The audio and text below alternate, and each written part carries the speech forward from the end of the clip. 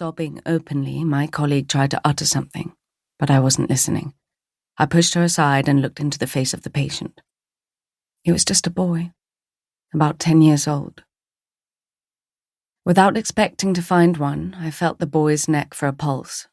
It was 150, much too fast, and his skin was cold to the touch. I looked at his face, dirty, blood-smeared, a crust around the mouth. Eyes almost closed. Had it not been for the tachycardic heart rhythm, I would have taken him for dead on arrival.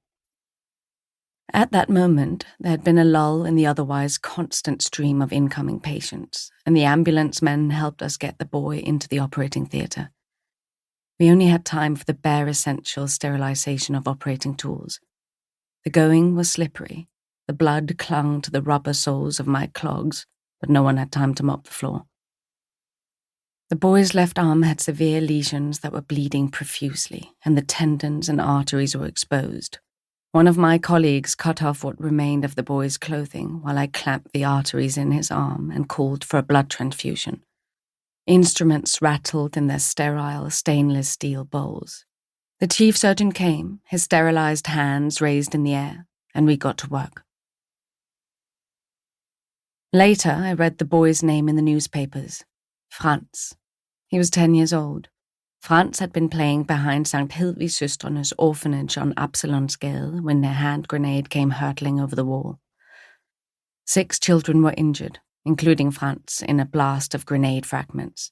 Once we started operating, it became clear the injuries to the arm and shoulder were serious, but the damage to his abdomen was much worse because the liver was perforated, practically cut in half, resulting in massive internal bleeding. It was a miracle he had made it to the hospital alive. While we did our best to save the boy, the chief surgeon suddenly lowered his sterile wound hook I had just put in his hand. I followed his gaze. The boy's face was chalk white. He was no longer with us. The rapid heart rate was gone. I felt some relief because we would never have been able to save his life. For a moment, it was as if I saw the boy's soul leaving his mangled body, circle once under the ceiling, and disappear out the window. I felt my throat constrict, but I took a firm hold on my emotions and stepped away from the operating table. I looked up at the surgeon. His face was serious, albeit almost devoid of expression. We nodded to each other, understood we had done what we could. This time, it wasn't Chief Surgeon Schmidt. It was another doctor, an elderly man called Professor Olsen, who was close to his retirement. But when all hell broke loose, he rose to the challenge, became young again, fought like a lion to save lives. Afterwards, he sank into himself, as if a wet rag. A few months later, he left the hospital. The horrors of that day had spent his final reserves. When I finally left the hospital that evening, I was so exhausted that my hands were shaking. I fumbled for my cigarettes in the breast pocket of my nurse's uniform, stood under the grey skies for a moment, filled my lungs with fresh air before lighting up. Then I slowly made my way down the street. I knew I had done everything in my power to save the patient, in the spirit of the original Nightingale pledge. That was enough. I wouldn't have nightmares about that day on the surgical ward. My ordeal lay ahead of me, so soon that I didn't finish my cigarette. I would so dearly love to say it was my fault.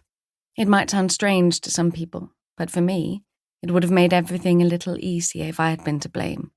Part of my pain was shame, a sense of guilt. Yes, I knew a young man named Leo. Yes, I loved him. And yes, he was a soldier in the occupying forces. I didn't know that when we first met, but ignorance is no excuse. Leo was a German soldier. He wouldn't deny it, but he could hide it if he wanted to. He spoke Danish flawlessly and without the trace of a German accent. His family had lived in southern Jutland for generations, on Eltz Island and on the Jutland Peninsula, and at the dawn of time his forefathers were probably Danes. He was born in the year of the reunification of southern Jutland and northern Slesvig in 1920, so his parents belonged to the German minority in Denmark, but they counted as Danish citizens in the 1930s, when Hitler's propaganda machine agitated in southern Jutland with a vengeance.